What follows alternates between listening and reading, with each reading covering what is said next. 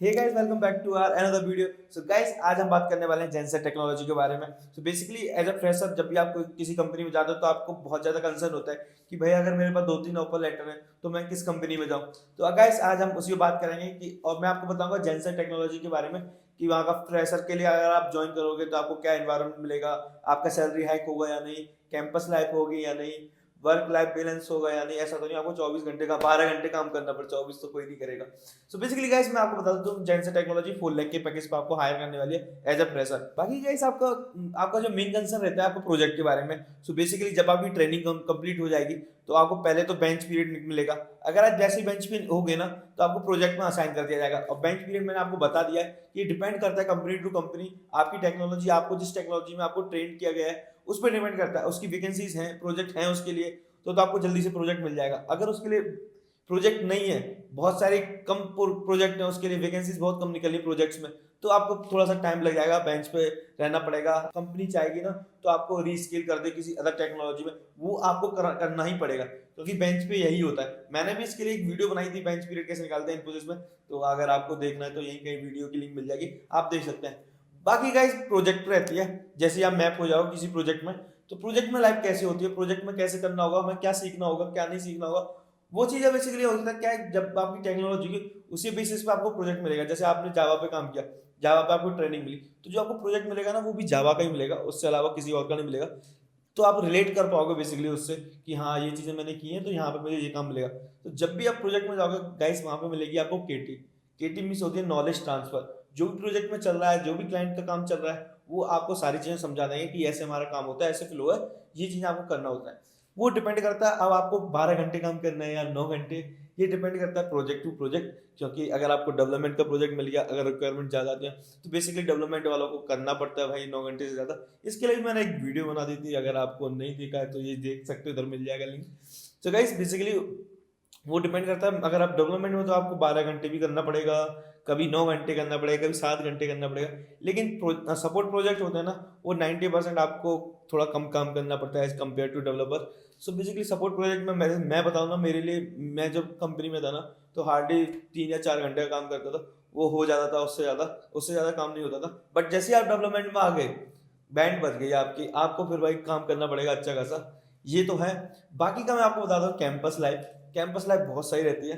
Basically अगर किसी भी आईटी कंपनी में चले जाओ तो उनके कैंपस बहुत अच्छे अच्छे होते हैं। जेंसर का जो कैंपस है वो पुणे में, कैंपस लाइफ होती है ना, आपको सारी चीज़ें मिलेंगी। यहाँ पे फूड कोर्ट वगैरह मिल जाएंगे, आपको यहाँ ग्राउंड्स मिलेंगे जहाँ पे आप टेनिस खेल सकते हो, यहाँ पे बहुत सारे क्रिकेट ग्राउंड भी होंगे कंपनीज में।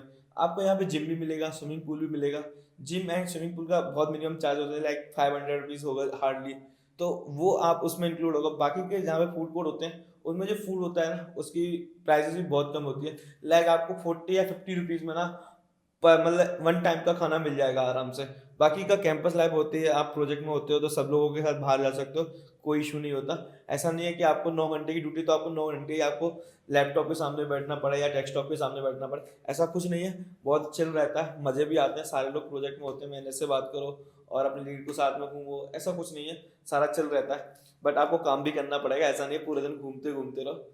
ये रही आपके वर्क लाइफ बैलेंस की, अगर आप कंपनी में होते हो तो आपको कैसा एनवायरनमेंट मिलता है। एंड गाइस, मैं तो सही बताऊंगा, मैं अपने मन की बात बोलूँ ना, कि अगर आप वर्क फ्रॉम कर रहे हो ना और कंपनी में आप काम कर रहे हो, तो दोनों में मुझे सबसे ज़्यादा अच्छा लगता है कंपनी में काम करना।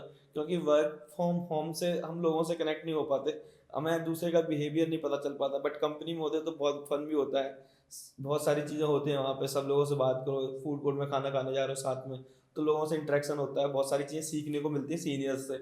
तो ये रही आपकी वर्क लाइफ बैलेंस की बात और कंपनी का एनवायरनमेंट की बात। बाकी दूसरा होता है, मैंने सैलरी के ऊपर आपको बता ही दिया था गाइस। बाकी होता है प्रोजेक्ट के ऊपर भी मैंने बता दिया था कि आपको प्रोजेक्ट कैसे मिलने वाला है। या एक और चीज़ है, वो होता है आपका बॉन्ड। अगर आप जैसी कंपनी में आओगे जेंसर टेक्नोलॉजी में, आपको 2 ईयर का बॉन्ड साइन करवा लेंगे। अगर आप 2 ईयर से पहले जाओगे तो आप 2 लाख रुपीज़ देना पड़ेगा। गाइस मैं बताऊं, आप मिनिमम 2 ईयर तो हर कोई किसी भी कंपनी में रह लेता है, तो कोई इशू नहीं है, आप बॉन्ड पे साइन कर सकते हो और जेंसर टेक्नोलॉजी में आ सकते हो। As a fresher good start करने के लिए जेंसर टेक्नोलॉजी बहुत अच्छी है। आपको अगर होता है जेंसर टेक्नोलॉजी में, आप डेफिनेटली आप ज्वाइन कर सकते हो। यहाँ पे सैलरी हाइक भी अच्छा होता है। मैं बताऊँ, एज ए फ्रेशर अगर आप ज्वाइन करोगे तो सैलरी हाइक इंक्रीमेंट अच्छा होगा, क्योंकि आपकी सैलरी बहुत कम होती है, तो इसी बेसिस पे आपको सैलरी हाइक भी अच्छा हो जाएगा। बेसिकली जो सैलरी हाइक होता है वो डिपेंड कर, वो आपका वेरी करता है वो 3 to 15% किसी भी आईटी कंपनी है, बट वो डिपेंड भी करता है कि अगर आपका प्रोजेक्ट का कैसा वो चल रहा है, एंड आपका प्रोजेक्ट से कितना पैसा आ रहा है, एंड आपकी कंपनी का ग्रोथ क्या चल रहा है, वो भी उस पर भी डिपेंड करता है, आपकी परफॉर्मेंस पर भी डिपेंड करता है कि आपकी परफॉर्मेंस प्रोजेक्ट पे कैसी है, उसके अकॉर्डिंग भी आपको अच्छा खासा हैक मिल सकता है। सो गाइस, मैं बोलूँगा अगर आप जेंसर टेक्नोलॉजी में आपका होता है तो डेफिनेटली आप ज्वाइन कर सकते हो, कोई इशू नहीं है, एंड आपको कोई इशू नहीं होने वाला है। यहाँ पे बहुत सारी चीज़ें सीखने को मिलेंगी कंपनी में, कंपनी का एनवायरनमेंट सीखने को मिलेगा। बाकी गाइस, अगर आपको कोई इशू होता है तो मुझे कमेंट कर देना इस वीडियो के नीचे।